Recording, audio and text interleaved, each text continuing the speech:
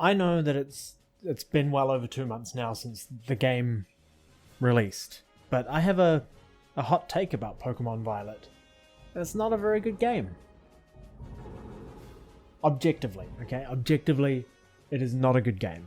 And I'm not the only one saying that. You'd be surprised to hear this, but there's a few people out there on the internet who have said similar things. I know that people have hated on this game so much that even Nintendo and Game Freak have made announcements promising that they're going to fix bugs, patch performance, and generally make things better, which is unique for them to admit to making a mistake. So there is a lot of outcry out there, and at the same time there are people who really love the game and say that it's the best Pokemon game that's ever come out. Oh my god. Alright, look where we are. Holy wow.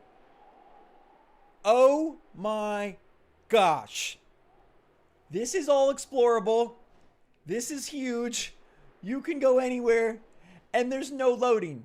Have you ever seen this? Have you ever seen something like this? I have never seen a more vertical open world.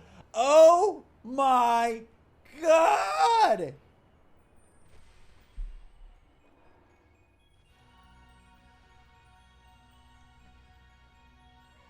I want to do that again. Have you seen? Can you? Okay. All I can really say is it certainly is a Pokemon game. So in this video, before you click away because you've heard it all before, I'm going to break down my opinion of why I think this game is not good, and where it could be improved, or where they could draw inspiration to improve the franchise going forward and make an actually good Pokemon game that we would enjoy playing. And remember, this is just my opinion. I'm not going to go on about the frame rate or the performance. Those things for me were bad, but they're not the main points that I think we need to improve on in this franchise. So let's look back at the last couple of releases of Pokemon games that we've had on the Switch, and then define what makes this latest one so bad compared to those. So we had Pokemon Let's Go Eevee and Pikachu, we had Sword and Shield, Shining Pearl and Brilliant Diamond, and finally Legends Arceus. The Let's Go series, while being a blatant cash grab, as well as an attempt to connect a pre-existing audience from the Pokemon Go mobile app to the gaming franchise, still at least had some redeeming factors. And of course they did. They were built in the footprint of Pokemon Red and Pokemon Blue. And those two games, with all of their flaws, are still argued by fans today as being two of the best installments in the whole series. They are of course wrong because it is Pokemon Heart Gold and Soul Silver, but that's again my own opinion. I was trying to play my stream and now I've got a Prime Video going for, what is this? It's that fairy show. It's that fairy show. I don't want to promote that. I just wanted to have Pokemon in the background. There we go. So nostalgia aside, these games looked and felt great. Even if the camera was fixed at a top-down position like the very old games. The game graphically was amazing. Everything looked bright and shiny and welcoming. The world didn't feel smaller, but it felt more alive, with Pokemon walking about, popping out of the grass, the ability to catch them, ride them, or have them walk alongside you in the field. It was something that, looking back at Pokemon Red and Blue, players would already imagine in their head, and now it was real and on our screens. These were all great elements, but because this game was made to support an audience that were coming across from a mobile game, a game that was based on collecting the most Pokemon you could of any type, because you had daily streaks to keep, as well as candies to earn to be able to evolve them. Because of those reasons, the traditional battle and training strategies or systems were thrown aside for something that would mimic what players were used to in Pokemon Go. And that is a system that sees forced experience share applied every time a Pokemon is caught, as well as the mass displacement of Pokemon from around the region in favour of getting chaining to get Pokemon with better statistics for training, as well as building up your ability to encounter a shiny of that type of Pokemon. We also get the ability in that game to access your Pokemon box from anywhere in the region, not just limited to towns or Pokemon centers. So this changed the strategy all over as well, because suddenly traversing from point A to point B through a difficult route or going through the Pokemon League you had access in between these points to just bring in fresh Pokemon that were healed, and it made the strategy and the difficulty level drop significantly. The game overall became less tactical. And next we had the release of Pokemon Sword and Shield. My own opinion of this game, and I can't substantiate this at all, so it is still an opinion, is that they started development on this game as soon as they finished on Pokemon Ultra Sun and Ultra Moon. So at that time, Game Freak and the Pokemon Company had the opinion that the Switch was not for them, that they were going to continue development for the 3DS. Once the Switch came out, it became obvious that it was going to replace or grandfather the 3DS and that they would no longer have a home for their 3DS games, so this game was hurriedly ported over to the Switch, with most of it still being intact, just a slight upscale of textures, very slight, and the introduction of the Wild Zone in between cities that replaced existing routes that they would have been planning. Again, that's just my opinion though. I can't say that's for sure what happened with this game, but it would explain a lot. And with the introduction of the Wild Zone, we finally get the introduction of a free camera in a Pokemon RPG game. We also see elements of previous games appearing in here as well, so from Pokemon Let's Go you get the wild Pokemon appearing here as well, although they just kind of lounge around and don't really do anything. The drawback with this game is we lack the ability to release our pals or our friends in-game and have them follow us around. Instead it's limited to a camping ground mini-game. We also get the benefit of forced XP share, which is again something that is carried over from Pokemon Let's Go, and again the ability to access our Pokemon box remotely once more. We also see the return of an annoying story beat that's been going on for a very long time with all of these games, but it's becoming increasingly prevalent as the generations grind on. And that is that our character has a special link with the boxed legendary Pokemon that is part of the main storyline and that we have to fulfill. I'll touch more on this later on, but that's just something that we see a lot of. Next up we have Shining Pearl and Brilliant Diamond. Whoa. Next we have Shining Pearl and Brilliant Diamond. I didn't even bother getting that game.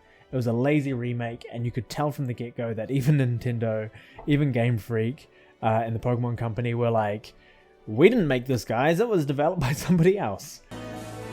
These games will be developed by Ilka Inc., who also worked on Pokemon Home. If you guys aren't going to bother taking that remake seriously, I'm not even going to bother buying it. That game just looks like a monstrosity. After that game came and went, we have Pokemon Legends Arceus, or Arceus. This game was not without its graphical and performance issues. It was limited in its open world concept to being sort of like a hub world, but it was also developed at the same time as Pokemon Violet and Pokemon Scarlet, so these games have some similar ideas, and then you can see where they've veered off and done different things. So maybe in the future we'll see them come back together and get the best of both worlds, but for now, this is kind of where we are. What's really impressive about Pokemon Legends Arceus is the battle system. They have managed to overhaul it in a way that makes it feel much more immersive and real, because you're standing right there in the battle, and where you stand matters because you can actually get hurt and interact with the battle, although it doesn't really matter too much, but it brings you in into the Pokemon battle. But the game also had its drawbacks as well, in that you are the special, and it's so good that you're here because everyone needs you and you're the only one who can save the world from this dark fate that's looming in the background. So why did I take the time to take you through all of this? You guys already know all this. Well, it's to underlie my point of what is wrong with Violet, and I'm guessing Scarlet. I haven't played. These growing trends that we are seeing from these games, and that is abundant in this game, is slowly throttling the life out of this franchise and making it unenjoyable to play. So what are these things? What are these trends, these themes? I'm going to spell them all out for you now. Number one is the training. Training used to be a task, a grind, and it's arguable that it wasn't fun. It's just part of what games were like back then in the old 8-bit era on the Game Boy. You'd sit there on a Friday night or over the weekend or after school, and you'd get your Mr. Mime out and you'd just train him and train him and train him and train him. But the sense of reward and accomplishment in getting a level 100 Charizard was unlike anything else. And knowing that you trained it and you went into the league 20 times to get it to that level, or that you went out and you fought like a level 5 Pidgey over and over again, it was something that couldn't be taken away from you. And then to discover when you were comparing with friends that the stats were different because they used the Masingo cheat or the move box duplicate cheat to get a whole bunch of rare candies, and then you learn that there's possibly some benefit to actually battling and training your Pokemon as opposed to just leveling them up with some cheats.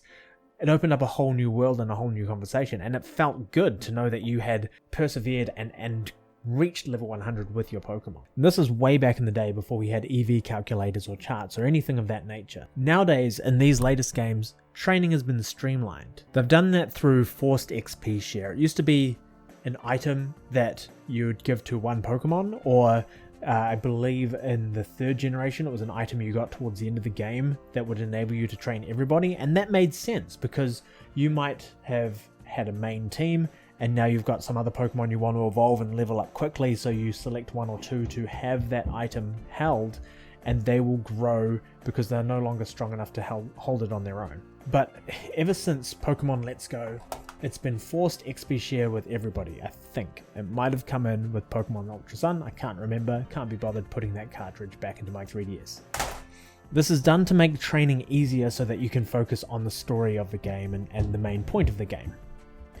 And I'd be fine with that if those things were interesting. But they're not. Girlfriend Reviews made this excellent meme about the XP share and the issue it has with training your Pokemon. And even though my other Pokemon do absolutely nothing, they all gain multiple levels, learn new moves, and evolve for just sitting around in their Pokeballs. Most of them were born in the dark, molded by it. I didn't see the light until I was already a man. By then it was nothing to me but blinding.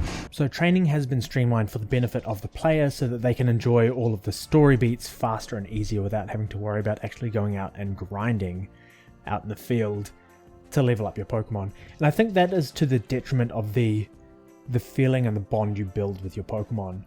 I think that those things, those elements, should be brought back into it to make training a necessity so that you can actually bond with your Pokemon. Forget about bonding over getting a badge. You catch a level 30 Pidgeotto, it's not going to listen to you. Why not spend the time doing some sort of exercises with it that you build into the game, like the mini games in the gyms that are boring as hell? Instead, bring that into the training realm and let that be something that you and your Pokemon experience together to build a bond so that they'll trust you. This meme is totally true as well. I used my Scallywag Pokemon. I don't even remember the name of it. That's how little I seem to care about it. But I mained that Pokemon and used it on auto battle throughout pretty much the whole game. And that's because it was just 20 levels higher than anything else I had in my party at any given time. And I'd just steamroll all of my opponents and everybody in my party benefited, so why should I change my playing style? Sticking to your main Pokemon, your starter Pokemon, whatever, was a habit that you had to get out of in the old games, because they would get up to like level 60 or level 70, you'd hit the league, you'd be doing really well, and then you'd hit a type disadvantage, they'd die, and then the rest of your level 20 Pokemon would be picked apart. So you had to consciously swap them out and use them all, actually use other Pokemon to level them up and to have a decent team to stand any sort of chance. And that's a habit that is now encouraged in these games because of the XP share. You can just keep everything else shut away in your team, not even bother bringing them out until level 50 or whatever, and then use them there. And that just doesn't make sense. It doesn't seem to be a good game mechanic to encourage people to play. And I'm not saying we have to go back to the bad old days where you had to grind against like a level 10 Pokemon when you were level 50 and just like tiny little increments of XP every battle. But introduction of XP share is a lazy mechanic to fix an evolving player base. What we need to be introduced to as players is an experience. You are training your Pokemon, so why not have that be part of it? Or, take a leaf out of newer games where you've got side quests where the result is that they all benefit with some XP because they contributed in some way. Rather than introducing mechanics that reward you for chaining and catching a ton of Pokemon that you're never going to logically train and eventually you'll just have to release or hoard and store somewhere, why not introduce a system that actually rewards the player for how they play the game? and makes it easier or more challenging for them to catch certain types of Pokemon or train certain types of Pokemon. What I mean by that is if the player makes certain nuanced choices throughout the game, it will result in how they interact with other types of Pokemon later on in the game. Like for example, the starter they pick, a path that they choose, allies or enemies that they choose to make along the way will all impact how they're able to interact with certain types of Pokemon later on in the game. Say that you pick a fire starter at the beginning of the game like a normal person, that will then make it harder for you to catch grass Pokemon as you go because they will naturally try and avoid you, sensing that you have a type advantage over them. Catching psychic or ghost Pokemon may actually be locked behind a certain required event in the game, like you might have to have a certain type of item or have undergone some sort of side quest so that you have the affinity to be able to actually work with a psychic or a ghost type Pokemon like what we saw in the anime. In short, your Pokemon are not the only thing in this game that can level up. You as a player have a skill tree that you need to build in order to enable you to be a certain type of trainer. If you want to be a general master over everything, you might not be able to spec into certain moves for a psychic type or a dragon type. If you want to specifically become a dragon master, you have to undergo some sort of a trial to allow you to unlock dragon moves once you've caught a dragon Pokemon. I think these sort of elements will help make for a more personalized gameplay experience, and the replayability will be there as well because you can have a different type of build to your character every time you play through it. And then these skill levels can also unlock how you traverse the landscape, because like humans have been able to climb and swim since we became aware that we were humans. That was a skill that we learned. So why is it in these games we can't swim across a little puddle or climb a little bit of a cliff top? And then why can't we build on that and get more stamina or more ability to be able to swim further or deeper or dive or climb more sheer cliffs? And then take that concept and build in the idea that you spec into one or the other. You become a distance swimmer or a more skilled climber to the detriment of the other skill, so you know that you're going to have to either catch a water type Pokemon that will befriend you and allow you to ride on its back, or a ground or a rock type Pokemon that will help you ascend certain areas, because you're not going to be able to do both. These are not foreign game concept ideas. These RPG elements would make it a lot more interesting as a player to feel like you're part of the world rather than just observing these animals that you've trained to fight in it. And I think if you could implement something like this, it would be a major step forward into bringing the player into the game, which brings me to my next criticism, and that is about the main character of the game. The main character is too much, while at the same time being not enough. What I mean by that is the customization and representation within the game. Let me just skip this ad again. Oh no, he's going to skip it for me. It's good that they've now got like all this range of skin tones and everything like that, and the diversity in the game is doing really well, but where's the adult skins? Where's the bald hairstyle and the big shaggy beard? Officer, truly exceptional. And he had one thing you haven't got. What's that, sir? A great big bushy beard. Come on. Like when is the adult audience that has grown up with this game over the past 2.5 decades going to have themselves be able to run around and be part of it?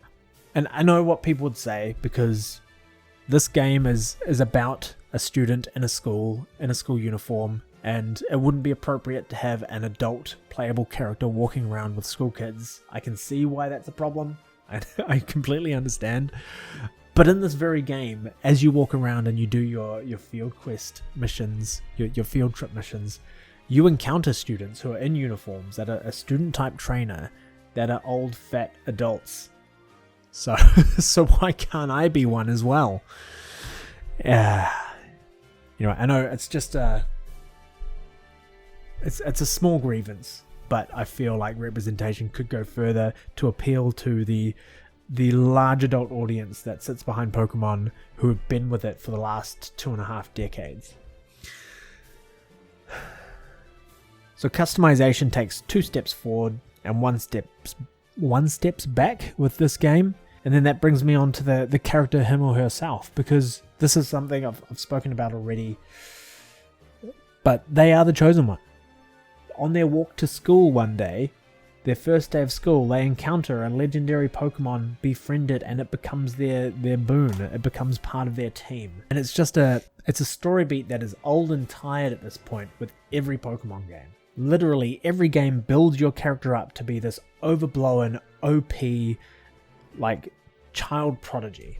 Pokemon should be an underdog story. If you think about how many people like and enjoy it, you're never going to be the best straight off the bat. It should be a game that takes you on a journey through adversity, hard times, and lets you rise above and enjoy and reflect on the journey that you've had, rather than just being told from the get-go that, hey, you're this amazing trainer before you've even had a proper Pokemon battle.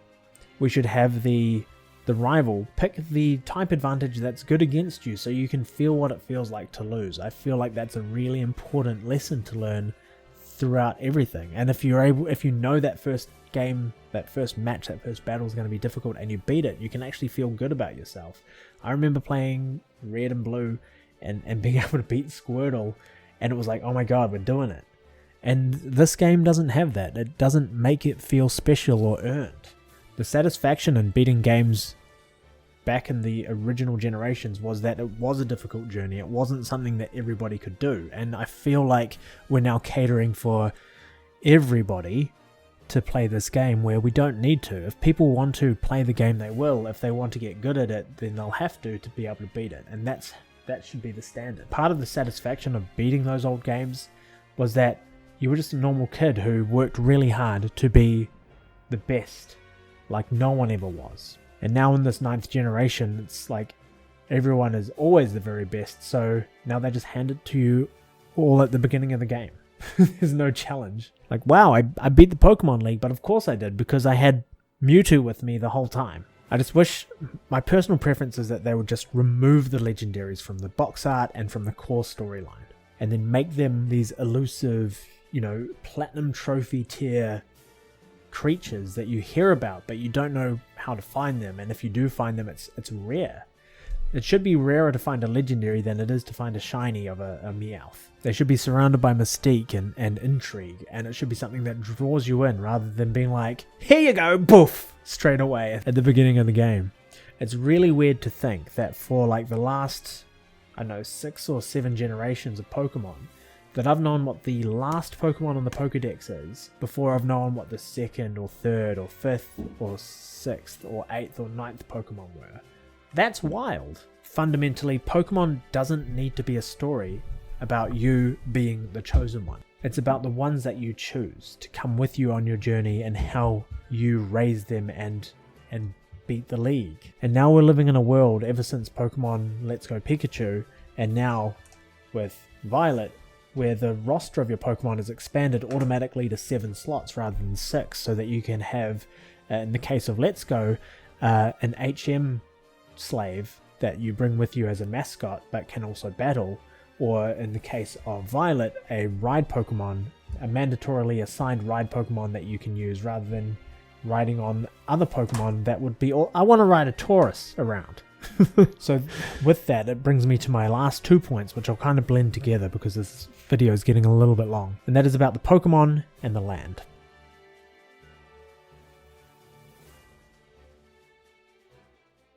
These Pokemon sucked. Like, I know that's not a unique criticism. Everybody else has said the same thing. There's just a Flamingo, and its name is Flamingo. And I know that there have been lazy Pokemon in the past, but really, if you boil it down, there were like maybe 2 or 3 awesome new Pokemon in this game, like that sword guy. I forget his name now. But the starters were very, very disappointing. Whoever heard of a bipedal creature devolving to go on all 4s? Like, that's not how evolution works. You're meant to be making use of these extremities and using them for tools, not going back down on all 4s and then just firing fire out of your microphone nostril flame. Why is that even a sentence? I was largely disappointed, and I think Legends Arceus did a better job because they didn't have a remit to make new Pokemon, or largely to make new Pokemon. They made like 3, I think, new Pokemon, which were evolutions for Pokemon we already had through different mechanics. And so that was where the intrigue was, of finding these Pokemon that you were familiar with different regional forms, and then finding out that they were maybe now a dark type, or that they had different move sets and that sort of thing. So I found that more interesting than coming across a new Pokemon in this game. And we've got so many. We've reached the point of critical mass with Pokemon. I think when we got to the point where we had more fire starters than we had available slots in your team, that was where there were too many Pokemon. Maybe that's why they started making the fire starters suck. They also made a distinction in this game between large and small Pokemon, so you can get extra small, small, standard, large, extra large, so on, which seems to be an aesthetic choice only. It doesn't seem to have any bearing on the stats of the Pokemon, which blows my mind, because back in the day we had natures and characteristics, which was a line of text that would tell us something about the Pokemon that would actually influence how their base stats would grow and evolve. So now you're going to implement a actual visual difference in these Pokemon with their size and mass, and you're not going to give it a stats bearing? Why is it that the smaller Pokemon don't have a percentage boost to their speed stat, or that the larger Pokemon have a boost to their physical attack stat to the detriment of their speed stat, or something like that, or a stealth bonus if you're using them as a companion Pokemon in certain missions and that sort of thing? It just, building these things into the game and having them make sense are two very important things. You can't just do one and not the other. It just it helps with the lore of the game, and it would also make certain Pokemon sought after. Like, hey, look, I want to have a really tiny I can't even think of a Pokemon right now. I want a tiny Chardet, the fire one, because I want him to be speedy. It would have made good sense to do something like that. Maybe it's on the cards and they just couldn't land it, but as for the land that this game takes place in, man, and this could have been so cool. This could have been so awesome. Even if they'd scaled it down a little bit to work on some of the main issues with this game. I really enjoyed the fact that it was open world. That was nice. It was nice to be able to walk around. Once you got past this initial area, you were able to go almost anywhere. You had to sort of up your Miraidon to be able to do other certain things, and that was fine. That was all good. But then, some of these other things, like the fact that I could free fight my Pokemon, I was just had them out all the time, fighting everything that it came across. And it was leveling everything up as well as itself. So he got to level 70 before I fought a gym. So level 70 before I even had to fight a gym. And the reason I had to fight a gym is because I hadn't switched to any other Pokemon. So I just caught a Dragonite and I wanted to use him in a battle. And he wouldn't listen to me. And I was like, oh, hold on, I have to go fight a gym leader now. And so I stumbled upon a random gym leader, and I was 50 levels above the gym leader. So there's no scaling with the gym leader, which I guess is fine. That would be fine if it wasn't so dang easy to train my Pokemon. I'd played for 3 days, and I was level 70 for my main starter. It just... So the fact that it's so easy to train your Pokemon, coupled with the fact that the gym leaders don't scale and level, just meant that there were no aspiring or interesting gym battles. They were all I'd just walk in and roll the gym leader. There was only a slight pause to do the gym challenge, which was boring as hell, antiquated, and felt like a child's game. It felt like that's who this is appealing. This whole thing appeals to children, which is a shame because there is such a big following that are now adults that are asking for something. And just stepping away from that, sorry, that was kind of a bit of a tunnel. The overworld itself, it was missing something. It was very bland. There were no forests or interesting caves or anything, because everything had to be like this with a couple of trees. It's like they tried to make Breath of the Wild, and it blows my mind that this game has come out on the same hardware as Breath of the Wild, with 5 years more experience and more knowledge about how the system can work, and we still have textures that look like this. I know I said I wasn't going to talk about textures, but there's no interesting areas or unique landscapes. It was kind of like it's almost like they have a procedural generation machine for 3 or 4 different types of main biomes, and they've just rolled it out, and nothing feels very well thought out aside from one spot, and that's the city Alfanada, which is on the top of this plateau. And like, as you're training or battling trainers around that area, they're all talking about how there's this area that's hard to get to, so you feel inspired to get there, and you have to like navigate a cave or upgrade your Miraidon so you can fly there. And when you finally do get there, it's like this beautiful little town with these mosaics that are all made by the sprites of Gen 1 Pokemon, which I think is a really nice touch. And then you get there and you realize you can't walk into any buildings, or there's nothing really to interact with, and no side quests, and nothing interesting to do aside from beat the gym leader, which took me like 10 seconds. Complaining about a child's game. The caves are boring. Like, sure, you're not encountering a Zubat every 2 steps, but you go in there and there's just masses of Pokemon standing around in the dark and doing nothing,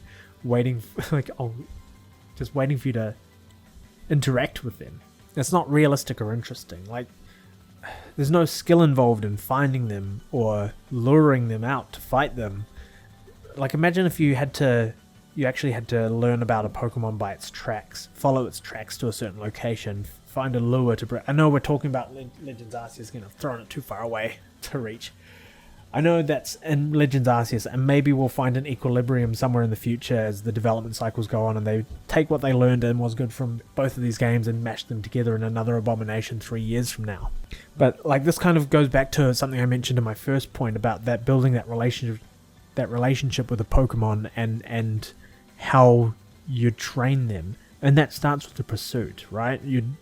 You find a Pokemon that you want to train with. Maybe you bond with it because you both get attacked by something else at the same time, and there's like, and then it runs off and scatters, but you've tagged it, and then you can track it. And then you finally find it, and you've already imprinted on it, but it doesn't trust you, and you have to build that trust before you can throw a Pokeball. Or you can just choose to knock it out, and that will damage the way that you guys interact and train, and you have to do a lot of work to rebuild its trust because you knocked it out. I don't know, I think we're there technologically, we're there as a society that kind of game would land really well. The only thing that's holding us back is this company that's just making bank off the bare minimum. Look, I know that they churn these games out, and the next one's probably already in production and already well underway for being released with a similar kind of storyline. My hope in making this video is that that they've learned from all of the feedback they got from these games, that they'll take all of the positive things that came out of Legends Arceus and make something that would be great. And I know no one from the Pokemon company is ever going to see this, but I know Pokemon fans are going to see it. And my hope for all of you is that we collectively stop accepting mediocrity as a standard from this company. It's getting to the point where we're just giving them our money for ruining our childhoods. My hope is that in the long run, or my wish, I suppose, is that they'll step away from the development cycle and take some time to look at what standard games are doing nowadays and to look at what they could do with their games. And then pour some of the millions of dollars they've made over the last couple of years into some R&D to actually make a game that is enjoyable. They can keep the whole battle system. I know I haven't spoken about that, but that's the main thing that they're on because of the competitions, is that they want to keep a battle system that will keep their old audience while making gameplay and new bright shiny things that'll appeal to new younger audiences as well, because that way they can just monopolize on everybody. And I mean, maybe that's on the cards as well. Maybe they, with Ash being retired from the anime, they're entering a new era for these games where we'll get something that is more of an adult experience, that has some actual heart, and that connects with the values of what we all expect from a Pokemon game, which is about building a team, having an amazing journey, and not just being the next chosen one that has to stop a world-ending event with a legendary Pokemon and then just have that as part of your team. Like, I don't want a trump card. I want to build strong Pokemon and have them fight other people and see how well they do. And it's because of me and my connection with them, not because I was handed it or I found it in a cave somewhere. I haven't actually written an ending to this video. I don't know what to say. I think what it comes down to is we deserve better. We've given a lot to this company, and for me personally, I've given as much as I will until something changes. I think I'm out now, which is a shame because I've loved playing these games, and I'd like to know that there's going to be change, I guess. We'll see. They really did try, but we know they could have done better. Anyway, I'm Banana Originic. Thanks for stopping by and watching. I know this has been a weird video. I know my videos have been weird recently. I'm working on something. It's coming. Zelda related. Anyway, thanks for stopping by. Thanks for checking out the channel. And I'll see you guys again when Hogwarts Legacy comes out. Unless this video comes out after that. I love everything. Fire spreading all around my room. My world's so bright, it's hard to breathe, but that's alright.